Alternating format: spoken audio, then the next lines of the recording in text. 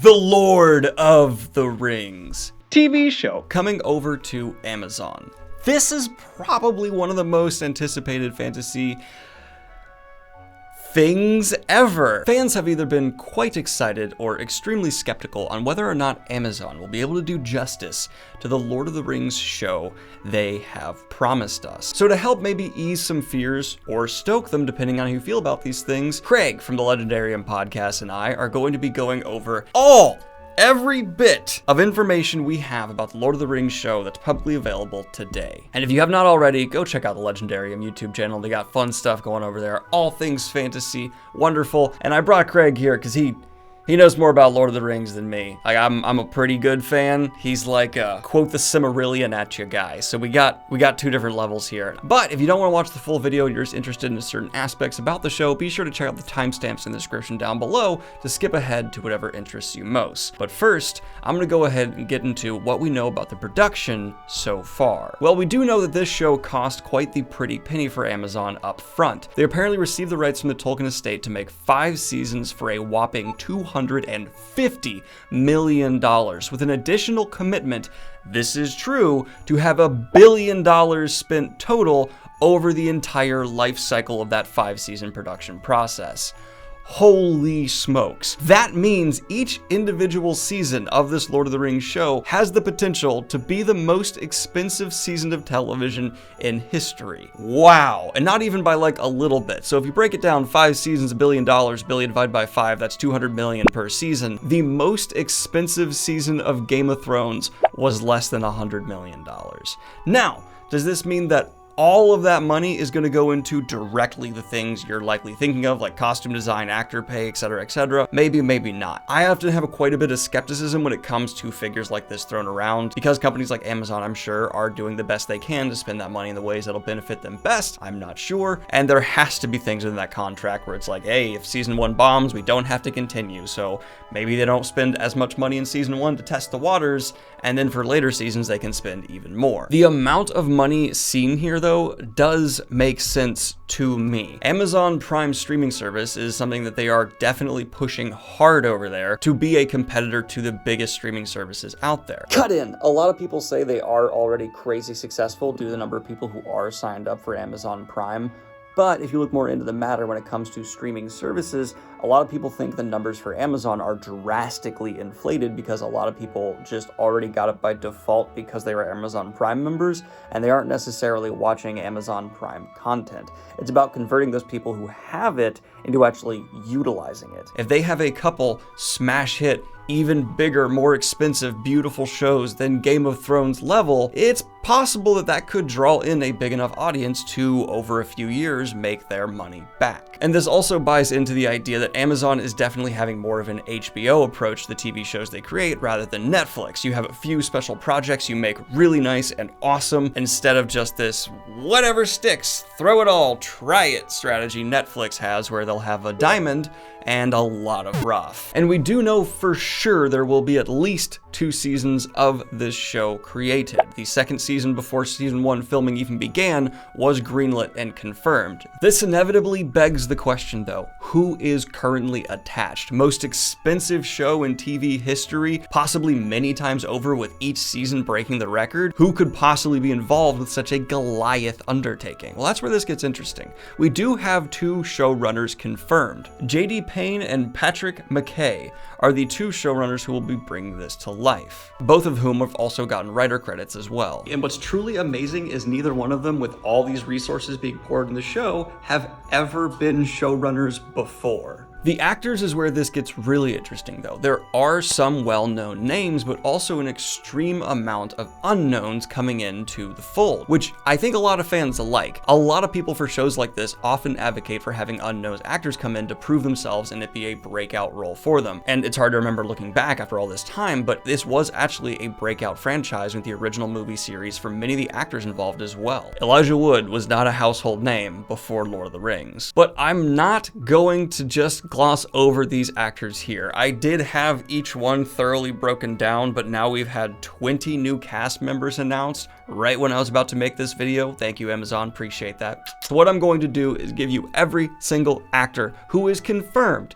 to be involved with the Lord of the Rings show, starting with Cynthia Ade Robinson, Maxim Baldry, Ian Blackburn, Kip Chapman, Anthony Crum, Maxine Conleaf, Tristan Gravel, Lenny Henry, Thesissa Jayasundara, Fabian McCullen, Simon Morels, Jeff Morel, Peter Mulan, Lloyd Owen, Augustus Prue, Peter Tate, Alex Terrett, Leon Woodham, Benjamin Walker, Sarah Swabogani, Robert Arameo, Owen Arthur, Nazanin Bonadi, Tom Budge, Morfydd Clark, Isma Cruz Cordova, Emma Horvath, Markella Kavanaugh, Joseph Mall, Tyro Muhafidin, Sophia Nomvedi, Megan Richards, Dylan Smith, Charlie Vickers, Daniel Wayman. I don't know why, I just got a really good feeling about that Daniel guy. I just feel like it's a solid name. It just lends to, like, you know, super professionalism. Anyone named Daniel knows what they're doing. He's gonna be great. Now we also have a director attached, Boyano, who you may know from The Impossible, The Orphanage, or A Monster Calls. He also directed Jurassic World Fallen Kingdom. Now, I've only seen Jurassic World Fallen Kingdom of any of his work, but when it comes to major blockbuster franchises like that, I try not to judge directors on them because I know they can often be extremely restricted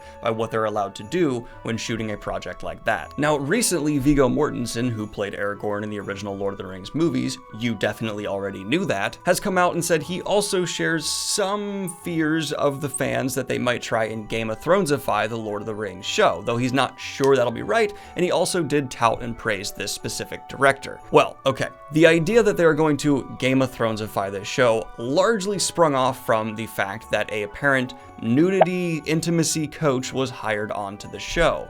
I have reiterated a couple times in this channel, that does not confirm there will be sex or gratuitous nudity within the Lord of the Rings show in a Game of Thrones sense. It could be related to background characters, fae, just having people kiss even. These kind of people are brought in by studios for a lot of reasons, and doesn't mean there's not going to be these kind of things, but it does not confirm them either. So just want to get that out there that yes, this story did happen, but any conclusions drawn from it are entirely speculation. Some fans who have defended the Game of Thronesification possibility of Lord of the Rings, either saying it fits more the climate of fantasy now, or that it actually is somehow justified in their interpretation of the Silmarillion and the Second Age.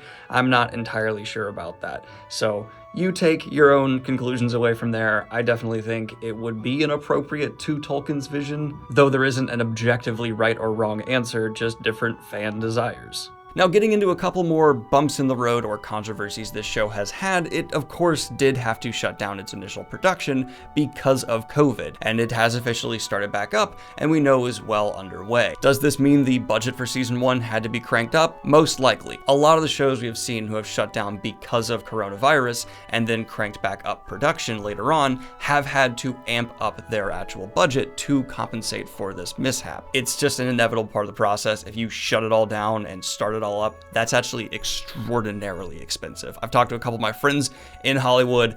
Yeah, that's a pain in the ass on a level a lot of people on the outside don't understand. It's not as simple as turning off the cameras, going home, and turning them back on whenever you're ready. But I did just mention that this show will reportedly be taking place in the Second Age for Middle-earth, which has a lot of implications that I wanted to bring in someone who knows well more than I do to discuss the matter. And that is why we're going to now transition to Craig from the Legendarium podcast to go in depth about what we as fans can safely speculate and assume given the information we currently have. Take it away, Craig. Hello, Daniel and friends. Professor Craig here to talk about the Lord of the Rings TV show. One of the big questions is, when will the show take place? It's a good question, and we don't really know the answer very precisely. There's some potentially conflicting info out there, and some that's just not very helpful. For instance, we're told that it will take place before the events of the Fellowship of the Ring. Okay, good, great. Now we have about 50,000 years to work with. Really narrows it down. But we're also told that it will take place in the Second Age, and that it won't cover events from the Silmarillion. But wait a minute. Pretty much all of the official info that we have about the Second Age comes from the Silmarillion, so what gives? Well, there are two ways that might still work. First, if you've read the Silmarillion, then you know that the Quinta Silmarillion, the history of the Silmarils, makes up the bulk of that book and covers the latter part of the First Age. But the story of the Second Age is told briefly in Akallabeth. It's about 30 or so pages right after the Quinta Silmarillion, and it details the downfall of Numenor. Well, details. Anyway, point is, according to the internal structure of the book, it's possible that they could mean that they're going to be covering events from the Silmarillion book, just not the Quinta Silmarillion proper. Anyway, there's another more likely possibility for how they could cover the Second Age without covering the events of the Silmarillion, and I'm going to talk about that in just a moment. But first, it will help to go over what we know about the Second Age and what happens in it. So let's talk about Aragorn. Why? Well, because Aragorn's backstory is the story of the Second Age. So who is Aragorn exactly? Well, if you've watched the films, then you know that he's a ranger, whatever that means, and that he's the rightful king of Gondor. If you watched the extended versions of the films, you know that he's 87 years old and that he's one of the Dunedain, a descendant of Numenor blessed with long life. And if you went full ham and actually read the damn book, then you might even remember what some of those words mean. But let's back up a bit. Aragorn has a claim to the throne of Gondor not just because he's one of the Dunedain, but because he's the Dunedain, the chieftain of the Dunedain and a direct descendant of Elendil, the original High King of Gondor and Arnor. Remember when Isildur, son of the king, took up his father's sword? Yeah, Elendil was that guy.